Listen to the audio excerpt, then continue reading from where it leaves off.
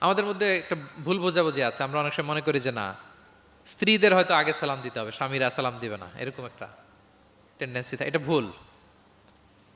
সবাই সবাইকে আগে সালাম দেওয়ার একটা কম্পিটিশন আমাদের মধ্যে থাকতে হবে। সালাম মানে হচ্ছে শান্তি। সালাম মানে কি? শান্তি। আপনি যদি ঘরে শান্তি ঢুকাতে চান, আগে সালাম দিবেন। আমাদের ঘরটা, আমাদের প্রত্যেকের পরিবার, ঘর, সংসার, এটা শান্তিময় হোক, বলুন তো আমরা চাই কি চাই না? তাহলে এই ঘরে আমরা সালাম ঢুকাবো। কি ঢুকাবো? আওয়াজ করে সবাই বলুন, কি ঢুকাবো? ঘরে যেই প্রথমে কি কি কি করব আমরা?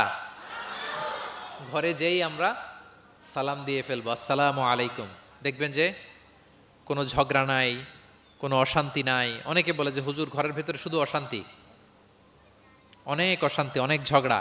এরকম হয় আপনাদের? আপনাদের হয়? এর কারণ হচ্ছে শান্তির পয়গাম আমরা ঘরে ঢুকাই নাই। শান্তির পয়গাম আমরা ঘরে ঢুকাই নাই। ঘরে ঢুকে আমরা সালাম দিব।